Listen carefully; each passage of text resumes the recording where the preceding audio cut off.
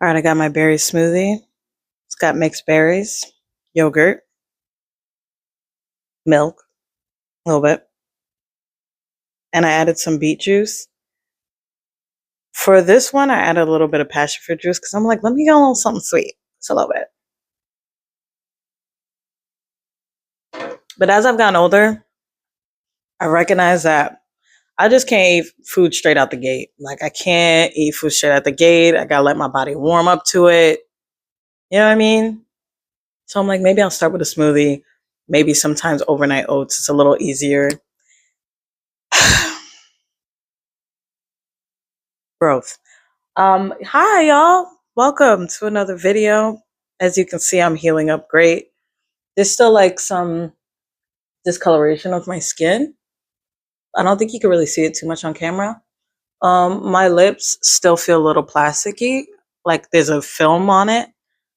But yeah, especially it's still like dark. But I'm happy that my lips are done bleeding because that was so gross.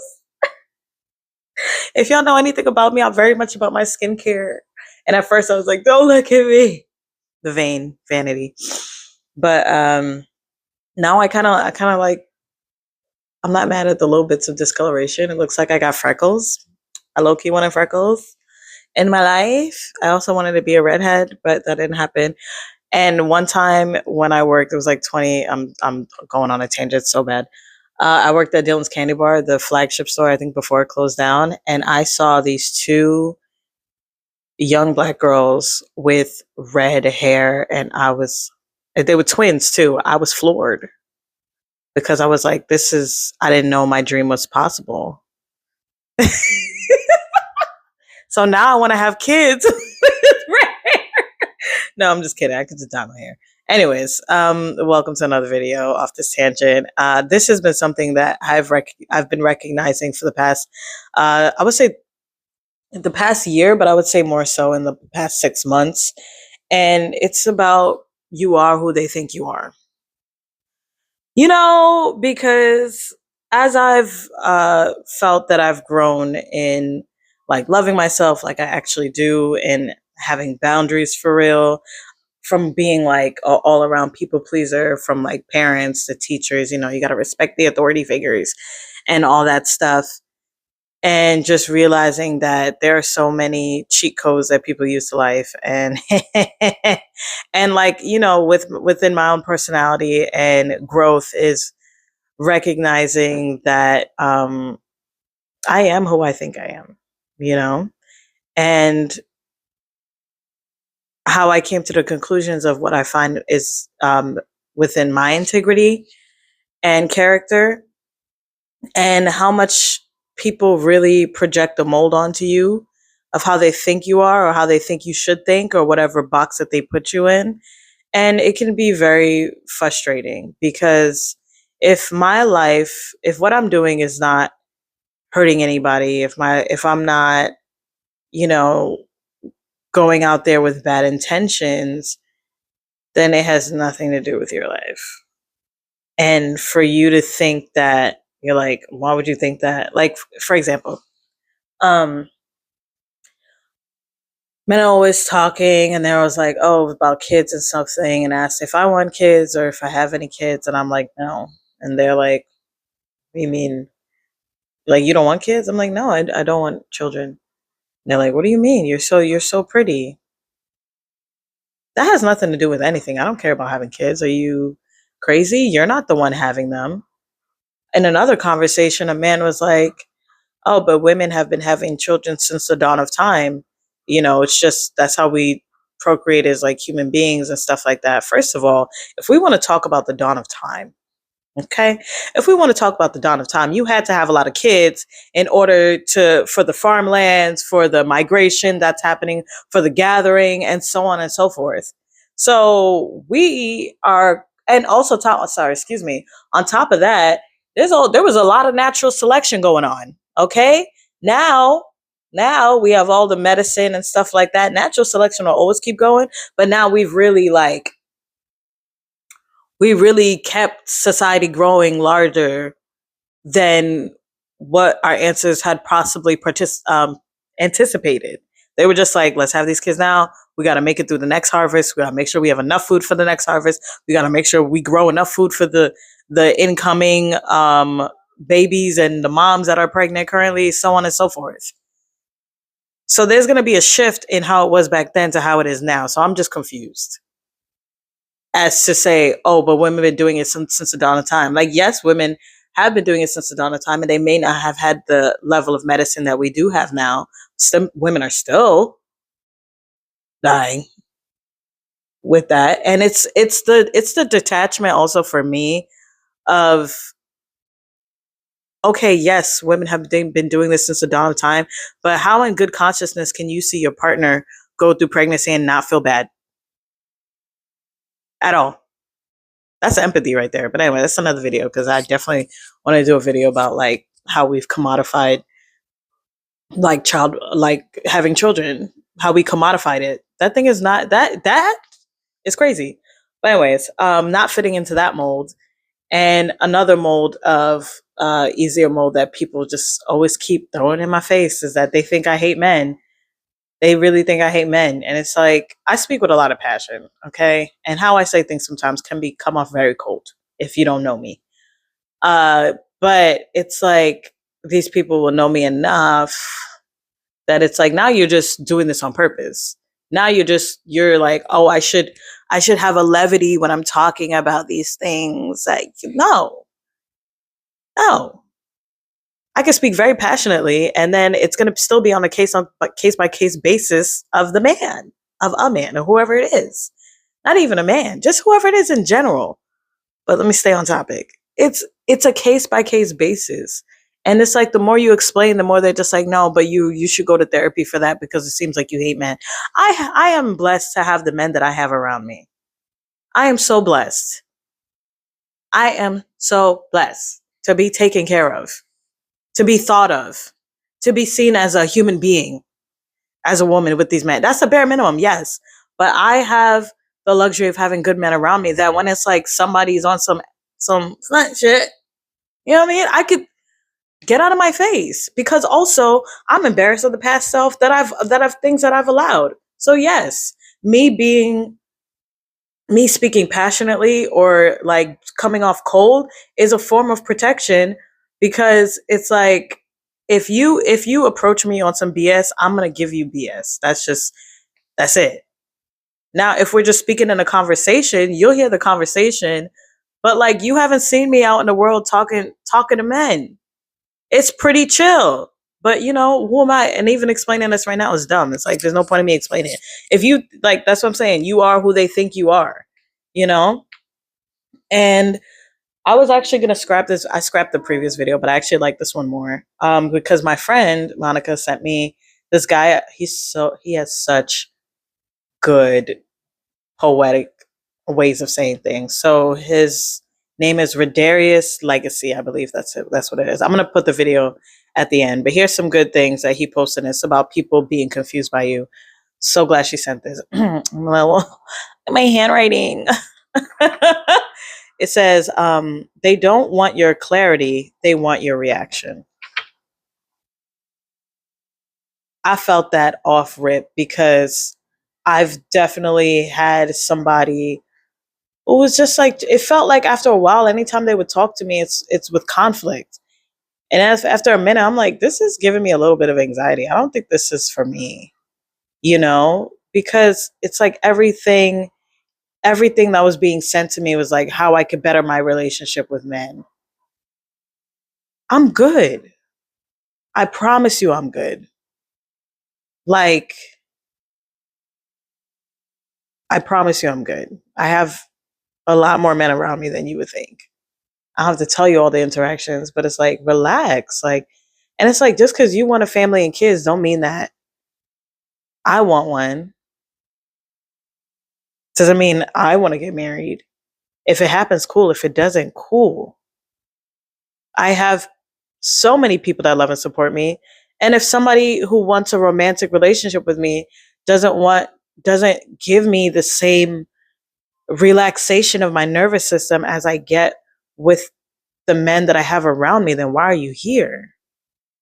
I'm not here for conflict.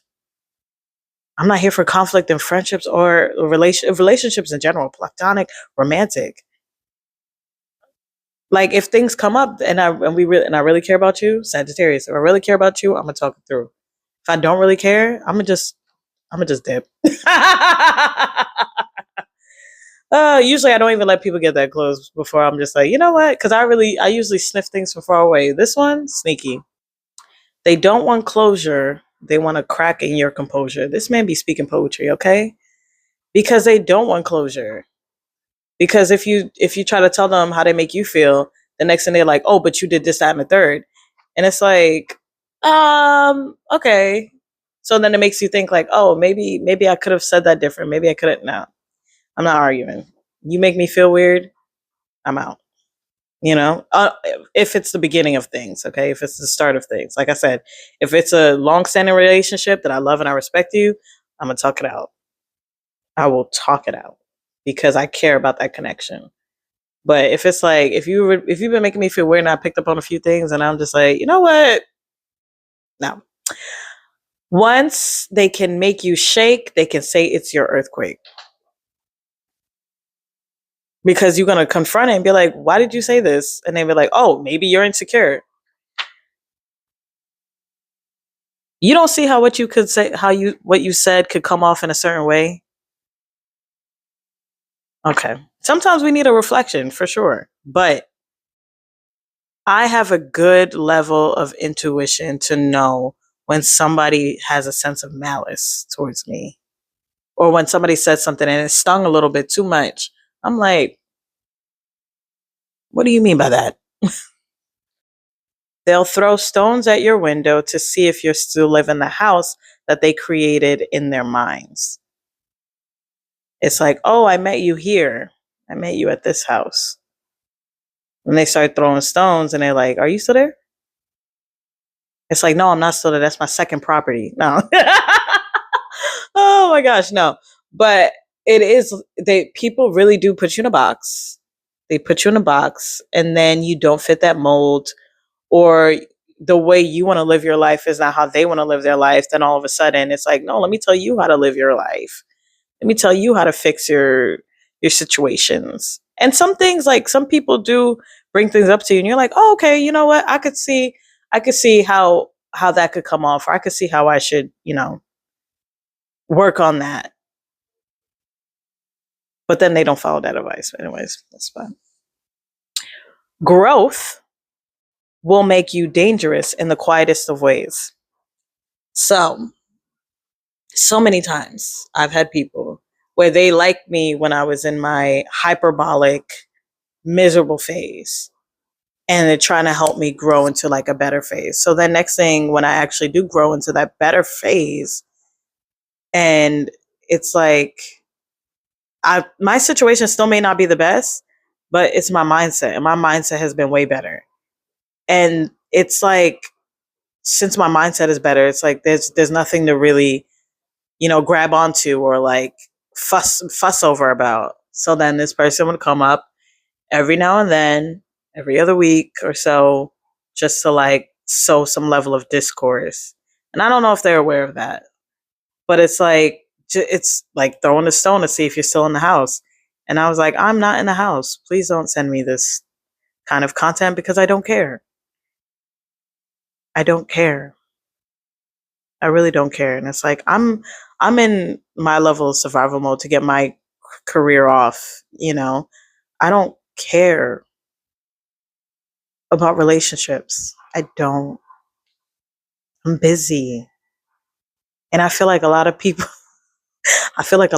be outside like trying to get relationships is because you're not busy enough. Like, you don't have enough things to do. Do you have friends? Because like, if you really look at your life and you see that there's a lot of things that you can be working on, introspective work, it's a lot of things that I need to work on. There's a lot of things, and one of them is my time management skills. I'm still working on it. Like, I'm still making the call. Like, I'll have calls like for the taxes and stuff. I'm like, okay, like I have to do my taxes, like I have to get these paperwork together, all this stuff. I have to make the call. Making phone calls, I hate it. I hate it. It gets things done faster, but I hate phone calls. But I have to like make sure I do the things that I need to do because I've let things, and I'm learning this about myself. I let things pile up, and then now it's just like, oh, it's so many, like my ID, like it was so many more steps that I had to do, and I just keep letting it pile up until I lost the other form of ID that I had, and I had to go through all these hurdles. So, anyways, that was a side quest. Anyways, sorry, I'm trying to be better. Some people don't ask to understand; they ask to weaponize your breath. Yep, because sometimes if I'm annoyed at the question, I will answer hyperbolically. Absolutely not the proudest. I'm getting better at it. I'm getting better. I'm working on being less reactionary. Saggy Sun, Aries Moon, Libra Rising helps me calm. But I am working on being very much less reactionary. Because a lot of things I'm like, why do I care about what you think? Why do I care? If I love and I respect you, if I respect you, I care what you think. If I don't, like I'll make a consideration. Let me say that. I'll make a consideration. But yeah, for the most part, it's like, why would I care? Anyways, but yeah, some people just want to get a reaction out of you to be like, oh, you said this. You remember when you said this? I said this when I was in a very vulnerable state and when I was upset, when I was really in my man hating. You know what I'm saying? And you asked me this question, and I said what I said. And now it's like, you're gonna hold on to that, which is cool. Fine, that's yours to hold on to. You can keep it. I'm done with it. um, I'm not gonna give my peace to people who profit off my disturbance, and that's when I knew that you know I be having to end things. Is because at a certain point, it's like, oh no, you like this. You like that you can't poke holes at any other thing around me except that. Even with like ran into this dude that I had like we had relations like a while like years ago. And he like off rip, he's already trying like I'm just trying to pretend that never happened. It's been 2 years ago. You don't know me, I don't know you. Different people now. You know what I mean? And like Mofo was just like trying to bring up old things or reminisce and stuff. And I'm like, it's cool, we're good. And but still like that little sassy, pissy little attitude that he has keeps coming back. And it's like, bro, you're trying to sometimes it's like he's trying to act like there's a chance, but he knows there's not a chance ever. Again, um, even the first one was like mistake. But it's fine. We live and we learn. But it's just like, do you think how you're acting or behaving is okay? Do you think that how you're acting and behaving would ever make me think that we could chill again? Ever? Ever? Just like snippy. And then you just like I ask a question, snippy, snippy. Like the old me, I'd have kept going back and forth. Now, I don't care. Go. Whatever you think, whatever you say, however you think I am is who I am. That's it. That's cool. That's it. That's done. Just, I just keep it cute, keep it cordial, keep it pushing. Do not have time. I am well into my 30s. I don't care. I don't care enough. It's annoying. Don't get me wrong. I'm annoyed. But I'm like, Angie, because sometimes that ego want to come in. I'm just like, Angie, it's cool. Because at the end of the day, they're just trying to like sometimes people, especially when they like the positive and the negative reaction. So even if you give them negative, they're like, I get under your skin. Or just people in general. It's like, I got under your skin. And that's the last thing that I want is for people to think that they really got under my skin. Like, the little epidermis, the little first break, that's cool. But not the not into the tissue, not into the dermis, not into, I mean, they got the first layer like the SJS. Just kidding. No, but let me know, y'all, what y'all think, if you've also had this experience. Um Shout out to the guy Ladarius, that's crazy. Redarius Legacy. Follow him. He has some really good poetic and like biblical stuff. Usually I'm not really into like the Bibles and stuff like that, but when it's like when people really speak it with a good essence, I'm like, you know what? I'll listen. A lot of other people, I'm like, you just using the Bible to weaponize it. Get the out of here. But yeah. Thank y'all for watching. Let me know how y'all feel about people just misunderstanding you. Is it on purpose? Do you feel like it's on purpose? What do you feel? Tell me how you feel in the comment section down below. All right, have a good one. I'm about to go to the gym. Summer is around the corner. Clarity. They want your reaction. Some people are not confused about you. They're just hungry for a version of you they can use. Listen to me. They don't want closure. They want a crack in your composure. They don't want facts. They want footage. They don't want truth. They want tremble. Because once they can make you shake, they can call the earthquake yours. That's how a lot of people move. They'll throw stones at your window just to see if you still live in the house they built in their mind. But growth will make you dangerous in a quiet way. Because when God starts maturing you, you stop handling emotional access to people who only know how to enter through damage. Some folks will provoke you just to borrow your response and use it as proof for a story they wrote before you even spoke. That's why wisdom isn't always the clap back. Sometimes wisdom is starving the trap. Proverbs 26:4.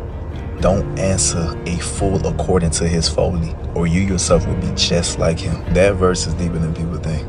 Because not every invitation deserves your voice. Some conversations are just ambushes in church clothes. Some questions are handcuffs with polite wording. Some people don't ask to understand, they ask to weaponize your breath. So no, I'm not giving every rumor a microphone. I'm not giving every trap my fingerprints. And I'm not giving my peace to people who profit from my disturbance. If God delivered me from old patterns, why would I go back just because somebody knocked on the grave? I don't owe every knock a resurrection. And when you finally learn that, you start reacting like prey and start moving like something heaven taught how to survive.